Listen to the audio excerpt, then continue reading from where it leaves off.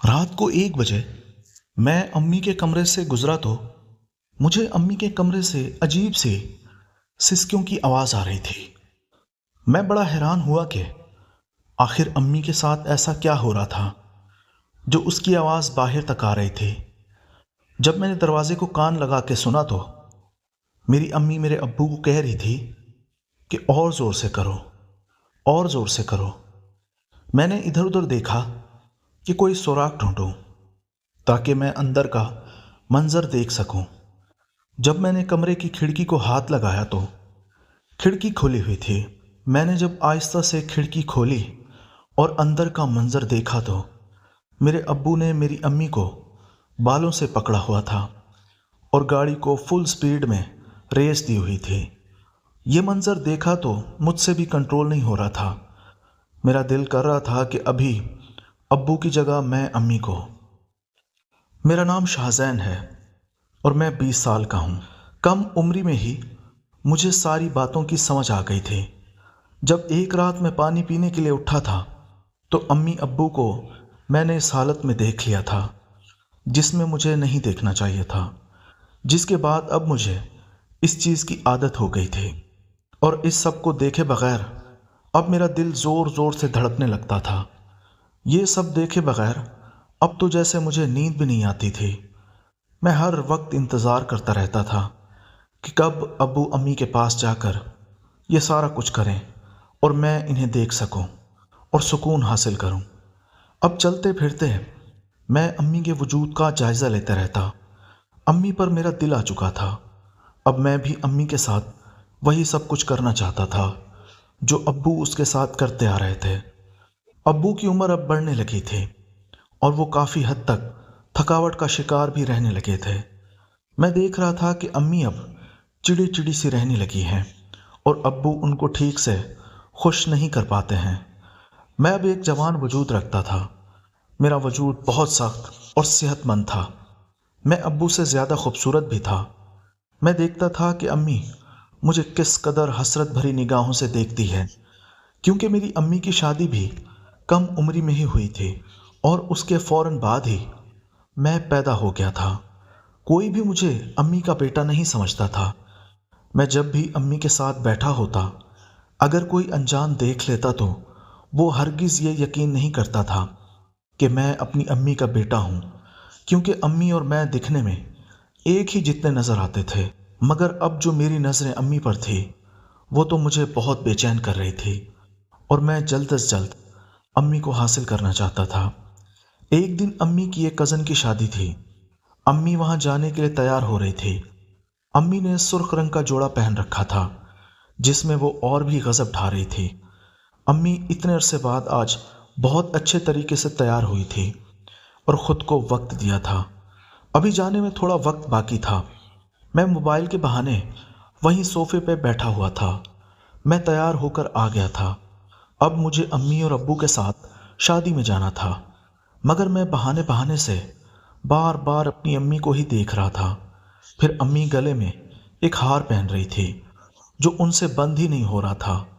मैं फ़ौरन उठा और अम्मी से कहने लगा, लाएं मैं बंद कर देता हूँ। अम्मी मेरी इस बात पर बहुत खुश हुई।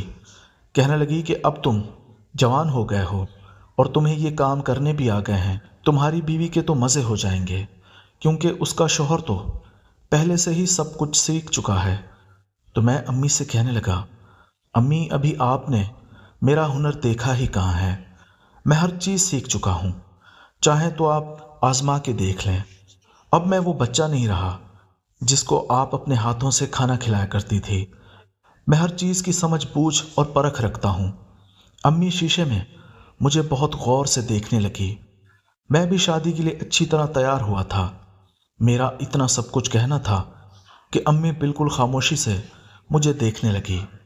फिर मैंने भी नज़रें इधर उधर घुमा ली और अम्मी से नज़रें चुराने लगा, क्योंकि अभी मुझ में इतनी हिम्मत नहीं थी कि मैं अम्मी से ये बात कर सकूं। फिर थोड़ी देर बाद अब्बू ने गाड़ी का हॉर्न बजाया तो अम्मी और मैं बाहर की तरफ आ गए। मैंने गाड़ी का शीशा अपनी तरफ मोड़ लिया और अब्बू गाड़ी चला रहे थे, जबकि अम्मी बैक सीट पर बैठी हुई थी। मैं मुसलसल शीशे में अम्मी को ही देखे जा रहा था। امی میری یہ حرکت نوٹ کر چکی تھی، مگر وہ کچھ بھی بول نہیں رہی تھی۔ شادی کا فنکشن اٹینڈ ہوا، دیر کو ہم لوگ گھر آ گئے۔ ابو آ کر سو چکے تھے۔ میں باہر صحن میں کانوں میں ہینڈ فری لگا کر فون میں گانے سن رہا تھا اور واک بھی کر رہا تھا۔ تبھی اچانک امی باہر آئی۔ مجھے اس طرح دیکھ کر وہ حیران ہوئی، کہنے لگی شاہ زین، ابھی تک تم سوئے نہیں، اس وقت تک کیوں جاگ رہے ہو؟ پھر میں نے امی سے کہا، امی کیا کروں، میرے وجود میں ایسی بے چینی ہے جو مجھے سونے ہی نہیں دے رہی۔ امی نے چونک کر میری طرف دیکھا اور ہنس پڑی، کہنے لگی اچھا جی، مجھے بھی تو ذرا پتہ چلے۔ میں امی سے کہنے لگا، آپ اور ابو تو روز رات کو یہ کام کرتے ہو، میں تڑپتا رہتا ہوں۔ امی نے اتنی کھلی ڈلی بات سن کر مجھے حیرانگی سے دیکھا، پھر کہنے لگی اچھا تو اب میرے بیٹے کو بیوی چاہیے۔ پھر میں امی سے کہنے لگا، نہیں امی نہیں، اتنی سی عمر میں مجھے ان جھمیلوں میں نہیں پڑنا۔ امی کہنے لگی تو پھر کیا بات ہے، کیا کہنا چاہتے ہو، تم ذرا کھل کر کہو۔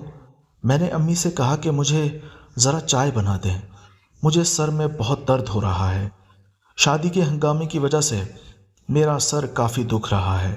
پھر میری امی میرے لیے چائے بنانے چلی گئی۔ میں دل میں کافی خوف زدہ ہو رہا تھا کہ کیا مجھے امی سے اپنی یہ بات کر دینی چاہیے تھی یا نہیں۔ موقع اچھا تھا، اگر امی مجھ سے ناراض ہو گئی تو پھر میں کیا کروں گا۔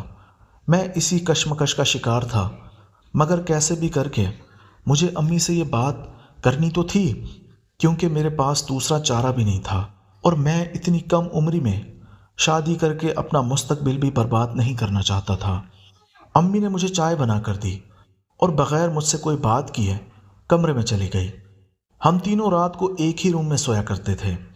کبھی کبھار سردیوں میں اپنے کمرے میں سو جایا کرتا تھا، مگر اکثر رات کے 11 بجے میں کمرے میں چلا جاتا تھا۔ اس سے پہلے میں اپنے کمرے میں اپنی پڑھائی کیا کرتا تھا۔ تب تک امی ابو بھی کھانا کھا کر فارغ ہو جاتے تھے، پھر میں اپنے بستر میں لیٹ جاتا تھا۔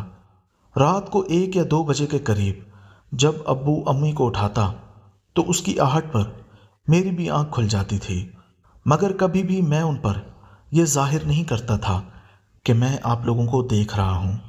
کمرے میں بالکل ہلکی سی روشنی جل رہی ہوتی تھی، جس سے کسی کا چہرہ بھی واضح نظر نہیں آتا تھا، مگر میں اچھی طرح واقف ہو گیا تھا کہ وہ لوگ کون سا کھیل کھیل رہے ہوتے تھے۔ آج جب میں کمرے میں داخل ہوا تو وہی روشنی جل رہی تھی۔ میں اپنی جگہ اپنے بستر پر سو گیا۔ رات کے تقریباً 2 بجے تھے کہ ابو نے امی سے آہستہ سے کہا، شروع کریں، جس سے میری آنکھ کھل گئی۔ اب میں ان دونوں کو کمبل سے باہر دیکھ رہا تھا۔ یہ سارا منظر میری آنکھوں کے سامنے کسی فلم کی طرح چل رہا تھا۔ جب ابو اپنی بازی کھیل چکے تو نڈھال ہو کر لیٹ گئے، مگر میں دیکھ رہا تھا کہ امی مسلسل بے چین ہوئے جا رہی تھی۔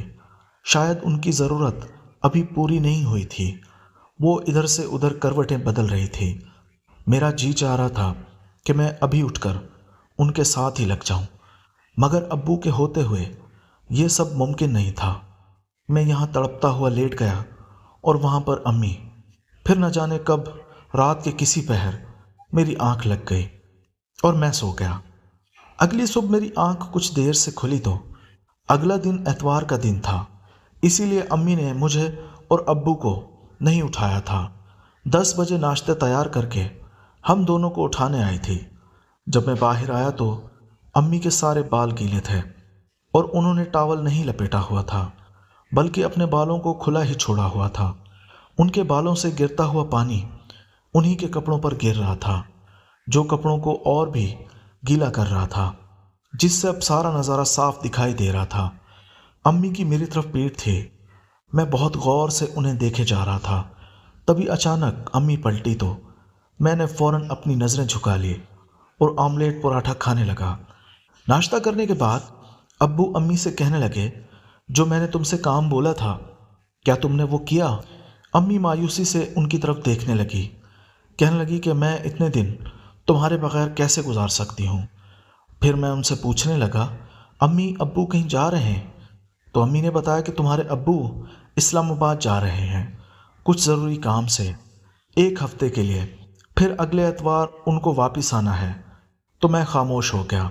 امی نے ابو کا بیگ تیار کیا۔ کپڑے انہوں نے پہلے ہی استری کر کے رکھ دیے تھے۔ ضرورت کا سارا سامان بھی ان کے بیگ میں ڈال دیا تھا۔ تبھی ابو نے مجھے کہا کہ مجھے ٹرین اسٹیشن چھوڑ آؤ۔ میں خوشی خوشی اٹھا اور دل ہی دل میں سوچنے لگا کہ اب میری باری آ ہی گئی، جس کا مجھے انتظار تھا۔ اب وہ وقت میں اپنی آنکھوں کے سامنے دیکھ رہا تھا۔ امی کافی افسردہ تھی، کیونکہ امی ایک رات بھی میرے ابو کے بغیر نہیں گزار سکتی تھی۔ پھر میں ابو کو چھوڑ کر واپس آ گیا تو امی گھر کی صفائی ستھرائی میں مصروف تھی۔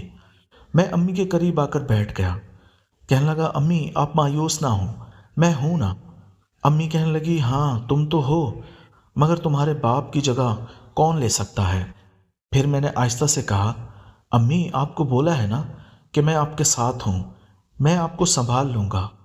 امی نے جیسے ہی میری بات ابھی بھی نہیں سمجھی تھی۔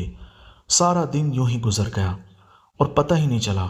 شام کو دوستوں کے ساتھ باہر نکل گیا اور ڈنر بھی باہر کیا۔ امی کو میں پہلے ہی بتا کر آ گیا تھا کہ اتوار کے دن میرے دوست فارغ ہوتے ہیں، میں ان کے ساتھ ہی باہر کھانا کھاؤں گا۔ امی نے مجھے کچھ پیسے دے دیے تھے، پھر میں باہر چلا گیا تھا۔ اب رات کے 11 بجے میں واپس آیا تو میری امی باہر صحن میں سو رہی تھی۔ وہ بالکل بے خبر تھی کہ میں گھر میں داخل ہو گیا ہوں، کیونکہ گھر کے باہر والے دروازے کی ایک چابی میرے پاس بھی ہوتی تھی۔ میں امی کے بالکل قریب آیا اور آہستہ سے ان کو آواز دی، امی اٹھ جائیں، اندر چلیں، یہاں کیوں سو رہی ہیں؟ میری امی فوراً اٹھ بیٹھی۔ تم کب آئے شاہزین؟ میں نے ان سے کہا کہ میں ابھی ابھی آیا ہوں۔ پھر ہم دونوں ہی کمرے میں چلے گئے۔ امی بستر پر لیٹ گئی۔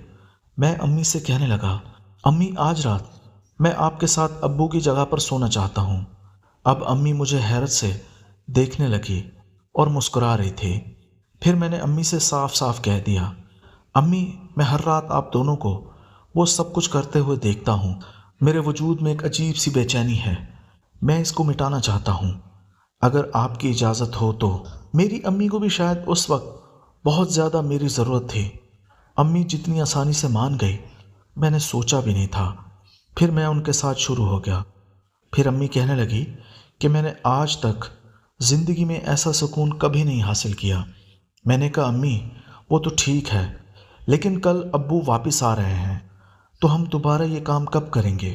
میری امی کہنے لگی، شاہزین کل کی کل دیکھیں گے۔ میں نے کہا، نہیں امی، ہمیں آج ہی پلان کرنا ہوگا۔ میری امی کہنے لگی کہ میرے دماغ میں ایک ترکیب ہے، اگر تم میرا ساتھ دو تو۔ میں نے کہا کہ وہ کیا امی؟ میری امی کہنے لگی کہ جب تمہارے ابو آ جائیں گے میں ان کو بولوں گی کہ میں اپنی امی کے گھر پنجاب جا رہی ہوں۔ اصل میں میرے نانو کا گھر رحیم یار خان کے ایک چھوٹے سے گاؤں میں تھا۔ جب تمہارا ابو پنجاب جانے کی اجازت دے دے گا تب ہم دونوں وہاں چلے جائیں گے۔